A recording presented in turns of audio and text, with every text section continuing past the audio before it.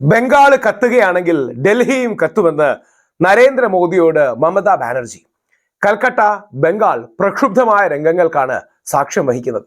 അവിടുത്തെ ആർജിക്കർ മെഡിക്കൽ കോളേജിലെ ഒരു ഡോക്ടറിന്റെ റേപ്പ് ആൻഡ് മർഡറിനെ തുടർന്ന് വലിയ രീതിയിലുള്ള പ്രക്ഷോഭങ്ങളാണ് അവിടെ പൊട്ടിപ്പുറപ്പെട്ടിരിക്കുന്നത്. അതിന്റെ രാഷ്ട്രീയവും എന്ന നന്മതിന്മകളും ഒന്നും നോക്കുന്നില്ല. പക്ഷേ ശ്രീമതി മമതാ ബാനർജിയുടെ പ്രസ്താവന വളരെ ഇൻഫ്ലമേറ്ററി ആയ പ്രസ്താവന, അതാണ് നമ്മൾ പരിശോധിക്കുന്നത്.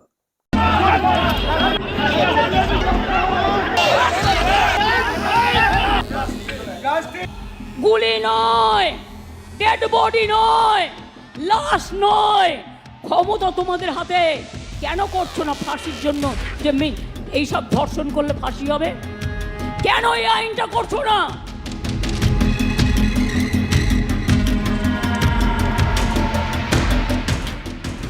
আমি এখনো বলি, নরেন্দ্র মোদী, আপনার পার্টি কতটা আমায় চেনে আমি জানি না, কিন্তু আমি এটা মনে করি যতই ফান্ডিং করুন, অনেককেই ফান্ডিং করছেন আপনারা, খবর আমরা রাখি। মনে রাখবেন, ওই ফান্ডিংকে আমরা এন্ডিং করে দেবো। আমরা এটা করতে পারি এবং আমরা জানি।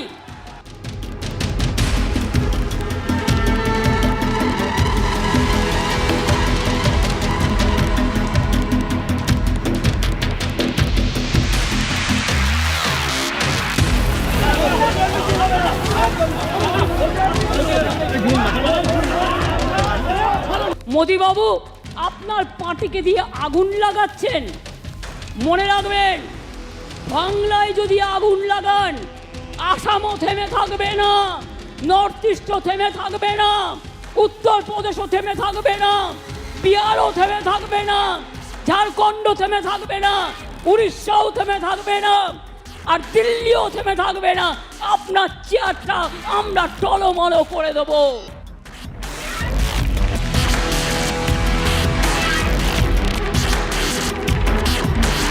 നമസ്കാരം. വെസ്റ്റ് ബംഗാളിലെ ഡോക്ടറുടെ റേപ്പ് മരണം എല്ലാവരെയും ഞെട്ടിച്ച സംഭവമാണ്.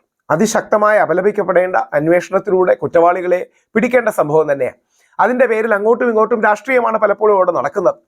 വെസ്റ്റ് ബംഗാളിലെ വലിയ സമരങ്ങൾക്കും പ്രൊട്ടസ്റ്റുകൾക്കും ഇടയിൽ മമതാ ബാനർജി പ്രധാനമന്ത്രിക്ക് ഒരു വാർണിംഗുമായി എത്തിയിരിക്കുകയാണ്. ആ പ്രസ്താവന ഇങ്ങനെയാണ്: Remember, if Bengal is burnt, then Assam, Bihar, Jharkhand, Orissa and Delhi will also be burnt.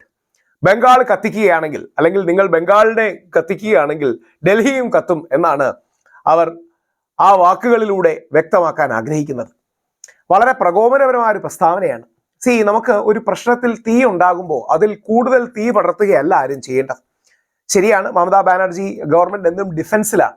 പ്രത്യേകിച്ച് റേപ്പ് പോലൊരു വിഷയം വരുമ്പോൾ, സ്ത്രീ സുരക്ഷ വരുമ്പോൾ ആൾക്കാർ വളരെ വൈകാരികമായി പ്രതികരിക്കും. അത് മനസ്സിലാക്കാവുന്നതാണ്.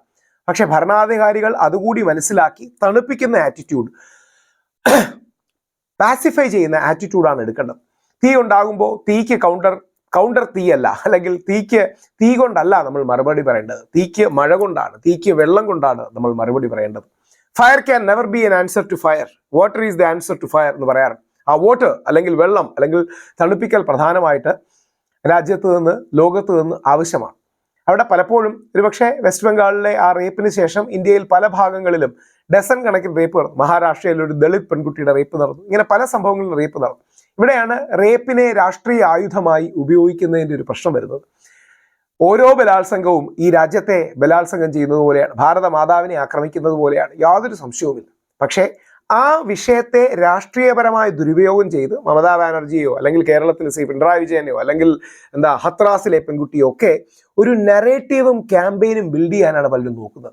അതായത് നമ്മുടെ പൊതുജീവിതത്തിൽ ബാക്കി എല്ലാ വിഷയങ്ങളും കേൾക്കുമ്പോൾ നമ്മൾ ഓക്കെ ആയി, കുറച്ച് കറപ്ഷനൊക്കെ ഉണ്ടെങ്കിൽ കുഴപ്പമില്ല, കുറച്ച് പ്രശ്നങ്ങളോ കാര്യങ്ങളോ ഉണ്ടെങ്കിൽ കുഴപ്പമില്ല. റേപ്പ് എന്ന് പറയുന്ന വലിയൊരു ക്രൈം, നമുക്കെല്ലാം ഏറ്റവും കൂടുതൽ ഭീഭത്സമായി എതിർക്കുന്ന ഒരു ക്രൈം, അത് എല്ലാവരുടെയും മനസ്സിനെ പിടിച്ചുലയ്ക്കും, എല്ലാവരുടെയും ശ്രദ്ധ കിട്ടും.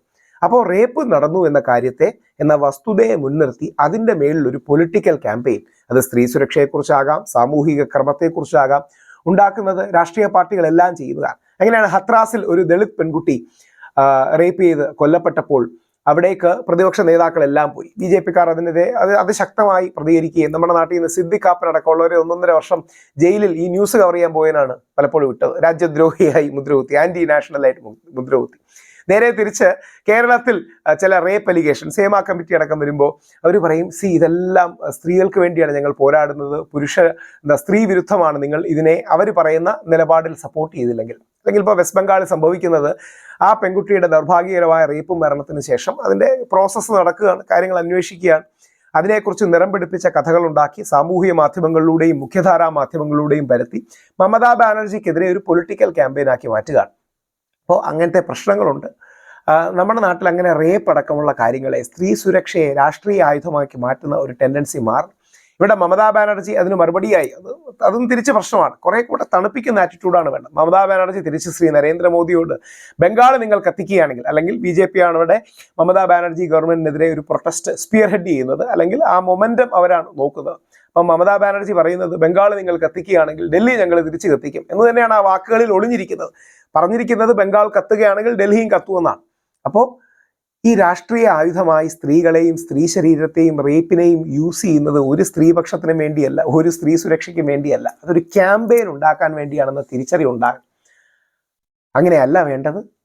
അത് സ്ത്രീകളോടുള്ള അവഹേളനമാണ്, സ്ത്രീകളോടുള്ള ബഹുമാനക്കുറവാണ്. നമുക്ക് വേണ്ടത് നല്ല സ്ത്രീ സുരക്ഷാ നിയമങ്ങൾ, ഹെൽപ്പ് ലൈൻ, പെട്ടെന്ന് ആക്റ്റീവ് ആവുന്ന പോലീസ്, നല്ലൊരു വാട്സപ്പ് ഗ്രൂപ്പ്, സ്ത്രീകൾക്ക് പെട്ടെന്ന് കംപ്ലൈൻറ്റ് ചെയ്യാൻ കഴിയുന്ന രീതിയിലുള്ള അനോണിമിറ്റി മെയിൻറ്റെയിൻ ചെയ്യാനുള്ള വാട്സപ്പ് ഗ്രൂപ്പ്, ഇത്തരത്തെ ക്രിയേറ്റീവ് സെഷൻസ് ആണ് വേണ്ടത്. അതുകൊണ്ട് നരേന്ദ്രമോദി വേഴ്സസ് മമതാ ബാനർജി എന്ന് പറയുന്ന ഈ ഇക്വേഷനിൽ എങ്ങനെ കാര്യങ്ങൾ മുമ്പോട്ട് പോകുമെന്ന് കണ്ടറിയണം. പക്ഷേ എന്തായാലും ആ കുട്ടിക്ക് നീതി കിട്ടട്ടെ, പ്രൊട്ടസ്റ്റുകൾ ശാന്തമാകട്ടെ, ജനജീവിതവും സാമൂഹിക ജീവിതവും തിരിച്ചു വരട്ടെ, അല്ലെങ്കിൽ നോർമൽസിയിലേക്ക് തിരിച്ചു വരട്ടെ എന്ന് പ്രാർത്ഥിക്കും. നിങ്ങൾ നിങ്ങളുടെ നിലപാടുകൾ കമന്റ് രൂപത്തിൽ ഇടുക. എല്ലാ കമന്റും ഞാനിത് വായിക്കുന്നുണ്ട്. എൻ്റെ വീഡിയോസ് കുറെ കൂടെ മെച്ചമാകാനും ഞാനെന്ന വ്യക്തിക്ക് കൂടുതൽ പഠിക്കാനും ആ കമന്റുകൾ സഹായിക്കും. തീർച്ചയായിട്ടും ഇതിനെ ലൈക്ക് ചെയ്യുക, ഷെയർ ചെയ്യുക, സബ്സ്ക്രൈബ് ചെയ്യുക. കൂടുതൽ ക്വാളിറ്റിയുള്ള കണ്ടന്റ്, കൂടുതൽ സമയം ഇതിനുവേണ്ടി സ്പെൻഡ് ചെയ്യാനൊക്കെ അത് വലിയൊരു ഉത്തേജനം ഉണ്ടാകും എനിക്ക്. എല്ലാ അത്തരം കമന്റുകളും എന്നെ പ്രചോദിപ്പിക്കുകയും ചെയ്യും. നിങ്ങളുടെ ആ കമന്റ്സ്, നിങ്ങളുടെ ലൈക്സ്, നിങ്ങളുടെ സ്നേഹം, നിങ്ങളുടെ ആദരം, നിങ്ങളുടെ എല്ലാ positive criticism, negative criticism, feedback ഞാനെന്ന വ്യക്തിയെ കൂടുതൽ കാര്യങ്ങൾ ചെയ്യാൻ പ്രേരിപ്പിക്കുകയും ചെയ്യും.